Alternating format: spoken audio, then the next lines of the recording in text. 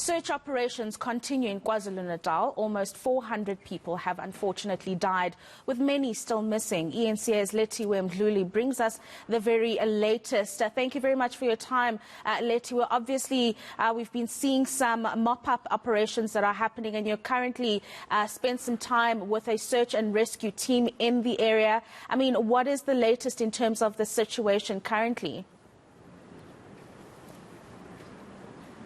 Well, Rafiwa, right now we're getting ready to head out to various areas across Durban that have been affected by the floods. As you can see from what is currently behind me, rescue operations together from all across the province are now heading out. We are currently at Virginia Airport and we will be following them on their search and rescue operations. So far, 398 people have unfortunately died in the province, and there are chances that the death toll will be rising as search and rescue teams continue searching for people that are still missing.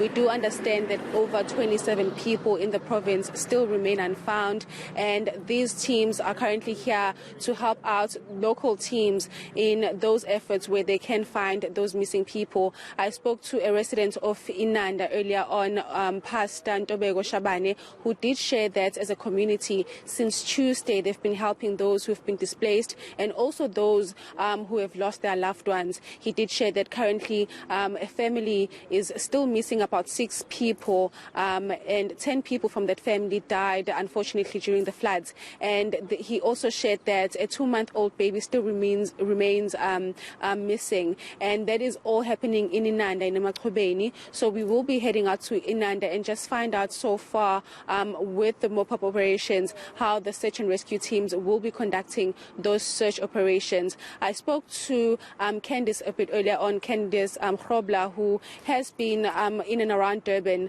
just basically searching for those missing people so far, and this is what she had to say about their operations. So what has happened is KZN is a very hilly area. We've got a lot of mountains and a lot of deep valleys. So as the mudslides have occurred, people have been entrapped in their houses, and their houses have been washed down.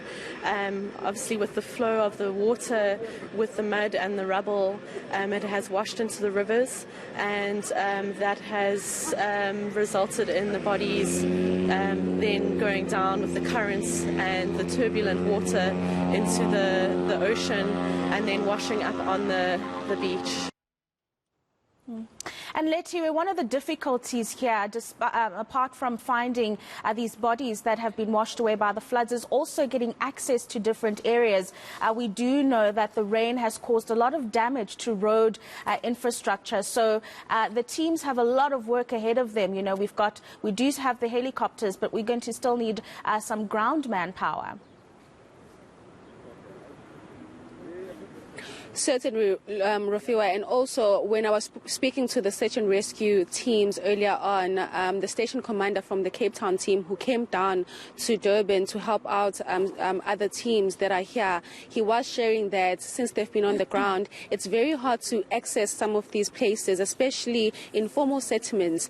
He did share that because of the rubble and the mudslides that have been left over by the floods, it's quite difficult to get around, but they are doing everything in their power to make sure that they reach those very difficult areas. Of course, we will see for ourselves when we head out the situation currently on the ground. But we also know that the teams that have gathered, different NGOs, there's Gift of the Givers here, there is the SAPS that I'm seeing, and also the search and rescue teams from Durban and also other provinces, including Cape Town.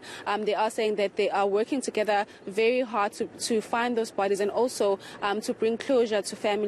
While I was speaking to Fred from the Cape Town team about what they've been finding on the ground so far, this is what he had to say. Since we've been on the ground, it is very widespread devastation. It's absolute carnage in certain areas. It's very, very sporadic to the areas that was affected. We find a lot of water movement, mudslides, property that's been damaged or destroyed, informal settlements that's been washed away. So there's a lot of carnage out in the ground. We've got a joint operations center established here, and from here we get our directives and we're basically making sense of the chaos from our job. I do know that there is just under 400 fatalities. The amount missing, we are unsure. Thank you very much to Lethiwe Mdluli. He's giving us an update on the search and rescue operations that are currently underway in parts of KZN. We'll obviously be catching up with her again within the hour just to see how far those teams are coming.